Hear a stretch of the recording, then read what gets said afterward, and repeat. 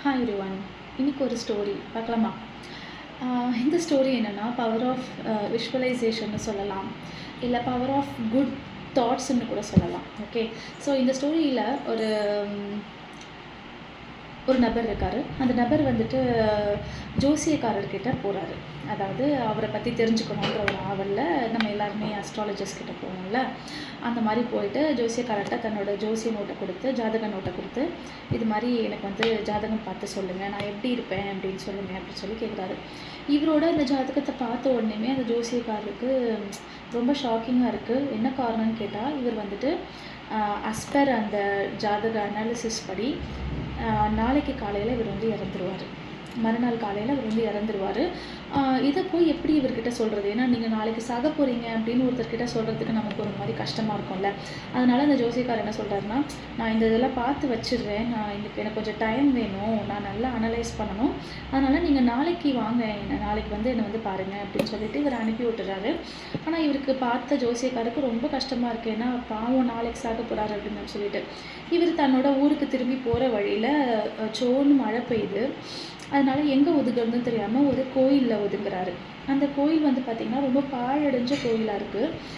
அதனால அன்றைக்கி நைட்டு சரி ரொம்ப மழை நான்ஸ்டாப்பாக இருக்கிறதுனால அன்றைக்கி அங்கேயே ஸ்டே பண்ணலான்னு சொல்லிட்டு அன்றைக்கி நைட் அந்த கோயிலே தங்குறாரு. ஆக்சுவலி இவர் வந்து பாம்பு கடித்து இறக்கணும் அப்படின்னு சொல்லிட்டு இவரோட விதியில் இருந்திருக்கு.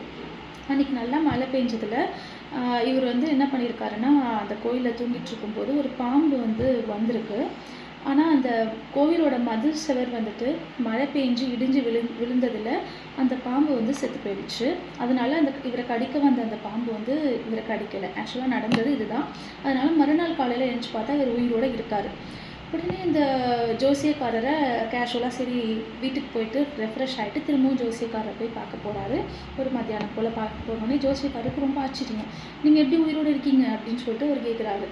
ஏன் நான் நல்லா தானே இருக்கேன், நான் என்ன செத்து போயிடுவேனா அப்படின்னு சொல்லி கேட்டோடனே, ஆமாம் நீங்கள் வந்து பாம்பு தீண்டி இறக்கணும்னு உங்கள் ஜாதகத்தில் இருக்குது, நீங்கள் எப்படி உயிரோடு இருக்கீங்க, நேற்று நீங்கள் என்ன பண்ணீங்கன்னு சொல்லுங்கள் அப்படின்னு சொல்லிட்டு அந்த ஜோசியக்காரர் கேட்குறாரு.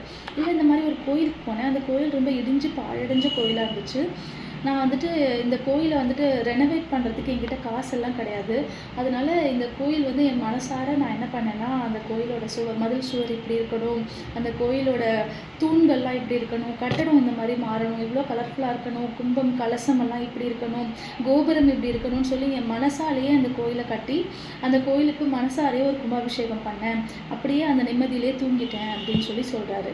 ஸோ அப்போ தான் இந்த ஜோசியருக்கு புரியுது.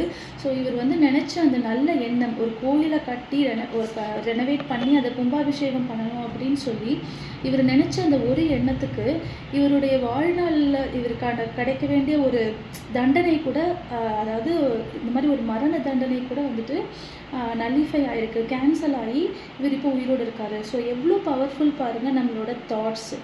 ஒரு நல்ல எண்ணத்துக்கான ஒரு பலன் தான் இன்றைக்கி வந்துட்டு அவர் வந்து அறுவடை செய்கிறாரு அப்படிங்கிறத அந்த ஜோசியக்கார் புரிஞ்சுக்கிட்டார். அதே மாதிரியே நம்மளுடைய எண்ணங்கள், ஒரு உயர்ந்த எண்ணம், பிறருக்கு நல்லது செய்கிறது, நம்ம நல்லா வாழறது, அந்த மாதிரியான நல்ல கற்பனைகளை நம்ம செஞ்சுட்டே வந்தோம் அப்படின்னா எப்பேற்பட்ட விதமான நம்மளுடைய பல துயரங்கள், பல விஷயங்கள் நமக்கு இருந்தால் கூட அது எல்லாத்தையுமே கேன்சல் பண்ணுற வலிமை வந்துட்டு இந்த விஷுவலைசேஷனுக்கு உண்டு அப்படிங்கிறது தான் இந்த ஸ்டோரி. தேங்க்யூ.